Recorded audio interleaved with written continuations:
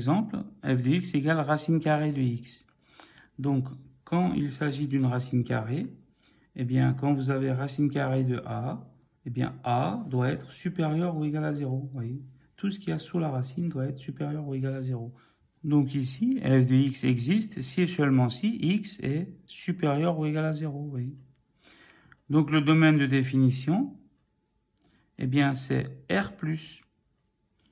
Et R+, sous forme d'intervalle, s'écrit, eh bien, 0 inclus jusqu'à plus l'infini.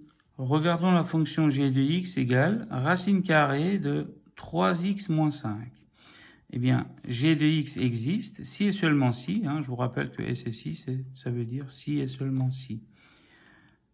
Ben, 3x moins 5 est supérieur ou égal à 0. Donc on résout l'inéquation, on regarde ce que ça donne. 3x supérieur ou égal à 5, le moins 5 je l'ai passé dans le second membre, il devient positif. Donc x est supérieur ou égal à 5 tiers. Donc ça veut dire que g de x existe lorsque x est plus grand ou égal à 5 tiers. Donc le domaine de définition va s'écrire dg égale 5 tiers inclus jusqu'à plus l'infini. Voyez, c'est tous les éléments qui sont supérieurs à 5 tiers. Donc on démarre de 5 tiers et on va jusqu'à plus l'infini. Regardons maintenant la fonction h de x égale racine carrée de x au carré plus x moins 2. Donc on est de nouveau dans ce cas-là où on a une racine carrée. Donc h de x existe si et seulement si, donc tout ce qu'il y a sous la racine est supérieur ou égal à 0. Donc x au carré plus x moins 2 supérieur ou égal à 0. Donc ici, il faut étudier le signe du trinôme x au carré plus x moins 2. On va regarder quand est-ce qu'il est supérieur ou égal à 2. On a besoin de le savoir. Donc on identifie les coefficients. Donc A vaut 1, c'est un trinôme, c'est l'étude du signe d'un trinôme. B vaut 1, c'est le coefficient qu'il y a devant le x. Et C vaut moins 2. Donc on calcule le discriminant, delta égale b carré moins 4ac, égale donc 1 au carré, moins 4 fois 1 fois moins 2. Et tout ça, ça fait 9. Et 9 étant positif, bien le trinôme admet deux racines. On calcule les racines, on trouve x1 égale moins 2 et x2 égale 1. Donc on fait notre tableau de signes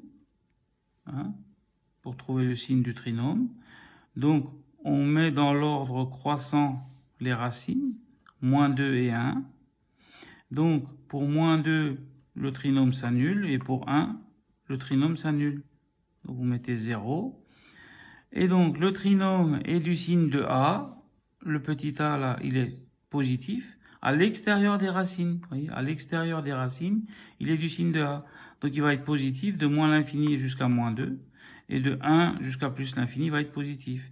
Et entre les racines, entre moins 2, dans l'intervalle moins 2 et 1, ben on va être négatif. On va être du signe contraire.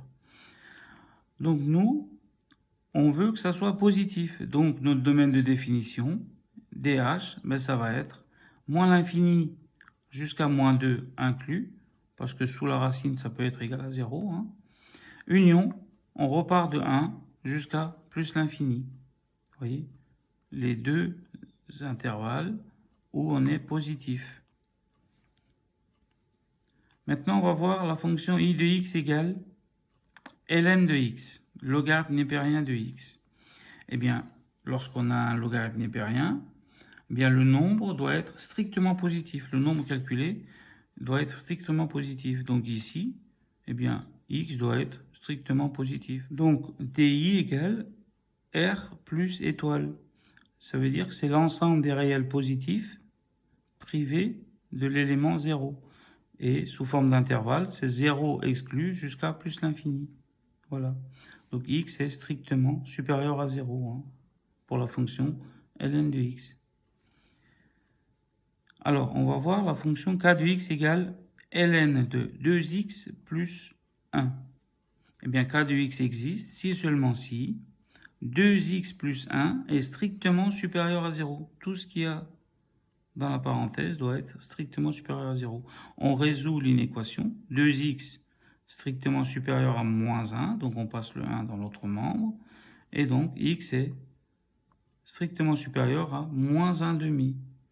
Et donc ça nous donne le domaine de définition suivant pour la fonction k, dk égale, donc on prend tout ce qui est strictement supérieur à moins 1 demi, donc on démarre de moins 1 demi, exclu, hein, parce qu'il ne faut pas que ça fasse 0, jusqu'à plus l'infini, exclu. Voilà, on va voir une dernière fonction, m de x égale ln de x moins 4 plus le logarithme népérien de 5 moins x. Donc m de x existe, si seulement si, eh bien il nous faut x moins 4 strictement supérieur à 0 pour cette partie-là, et 5 moins x supérieur à 0 pour cette partie-là, vous voyez. Donc ça nous donne x doit être strictement supérieur à 4 quand on résout cette inéquation. Et quand on résout cette inéquation, on arrive à x strictement inférieur à 5. Vous passez le x de l'autre côté, vous voyez, ça donne x strictement inférieur à 5. Et donc, il faut que les deux conditions soient respectées. Donc le domaine de définition de la fonction m, eh bien, x doit être supérieur à 4, on démarre de 4, exclu, hein, parce que sinon ça ferait 0, et on va jusqu'à 5. Et il faut que ça soit strictement inférieur à 5. Donc, le domaine de définition, ça va être 4, 5, exclu. Donc, en résumé, quand vous cherchez le domaine de définition, bien faire attention. Si votre fonction est un polynôme, par exemple, donc c'est l'ensemble des réels, hein, le domaine de définition. Si c'est un quotient, il faudra analyser le dénominateur, hein, il doit être différent de 0. Si c'est une racine carrée, eh bien, sous le radicande doit être supérieur ou égal à 0. Et si c'est un logarithme népérien, eh bien, le nombre calculé doit être strictement positif. Voilà, cette vidéo est maintenant terminée. Je vous souhaite un bon courage, un bon travail et une bonne réussite. À très bientôt. N'hésitez pas à regarder aussi les autres vidéos de ma chaîne. Hein, vous avez les liens en barre d'infos. Si vous avez aimé la vidéo, n'hésitez pas à liker et à partager et à vous abonner à ma chaîne si vous le souhaitez.